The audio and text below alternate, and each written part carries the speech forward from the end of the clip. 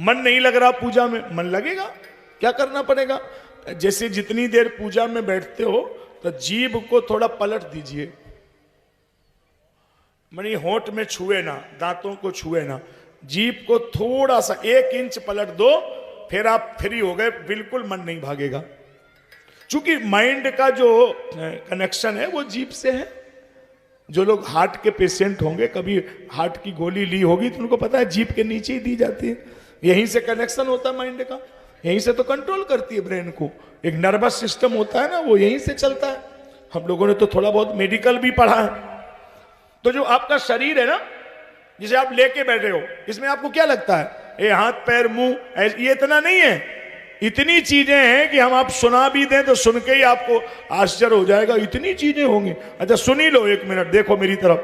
5 तो इसमें तत्व हैं, पृथ्वी जल वायु अग्नि आकाश।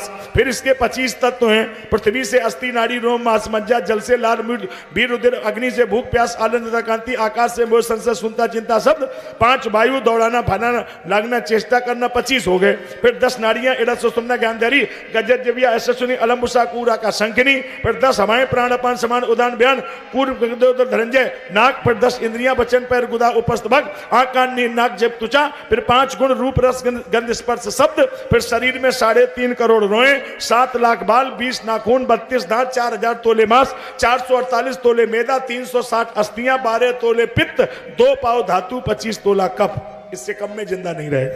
ये है पूरा मेडिकल साइंस आपके सामने खोल के रख दिया, इतना होता है। अब इसमें आपको जो श्वास मिल रहा है, जितासनो जितश्वासो, श्वास को, तो इसमें आपको करना क्या है? जितासनो जितश्वासो, प्राण वायु को मूलाधार चक्र से खींचना। तो श्वासें कितनी आपको मिलेंगी 24 घंटे में? बोलो 21,600 लिख के रखो, 21,600 पर 24 आवर्स। 24 घंटे में एक सामान्य आदमी को 21,600 सांस आता है। सबसे कम उम्र किसकी होगी? कुत्ते की। क्यों? जीभ निकाल के जल्दी जल्दी हाँफता रहता है, तो उसकी श्वासें खत्म हो जाती हैं। तो भोग करने में श्वास की गति दूनी हो जाएगी, तो भोगी की उम्र आधी रह जाएगी। और योग करने में श्वास की गति आधी रहेगी, तो योगी की उम्र बढ़ती चली जाएगी। इसलिए योग और भोग का अलग अलग सिस्टम है ना। योग में श्वास का संचय, भोग में श्वास को खत्म करना है। तो मौन रहना है। जब भी कोशिश करो कोई बोले तो बोलो, मौन बोलना नहीं चाहिए। नहीं, वाणी का व्यवहार है, जितने जल्दी सांसें खत्म काम खत्म। आपको तो ये पता भी नहीं होगा, आपको कहां आपने ध्यान दिया। आज सुबह 5 बजे से लेकर के शाम 5 बजे तक कितना नुकसान हुआ? किसी का नुकसान हुआ कुछ?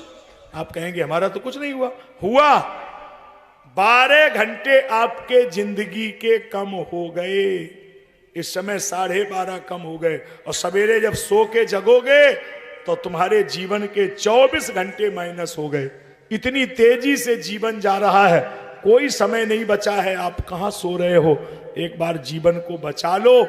अरे नहीं देवता बनना, नहीं कोई आप गंधर्व बनना, मनुष्य ही बन जाओ दोबारा तो भी ठीक है। अगर मान लो भगवान ने कुत्ता बना दिया तो देख लो कुत्ते की हालत क्या है। बिना खूने लोग डंडा मार देते, बिना कारण के पटक के मार देते। तो कहीं भगवान ऐसा ना बना दे, कुछ तो जीवन सुधार के जाओ। यही जीवन आप जी रहे हैं, पता ही नहीं है कि हमारा जीवन जा रहा है। अभी भी किसी संत गुरुदेव महापुरुष के चरण पकड़ के समझो साधन क्या है। ऐसे क्यों जीवन को बर्बाद कर रहे हो?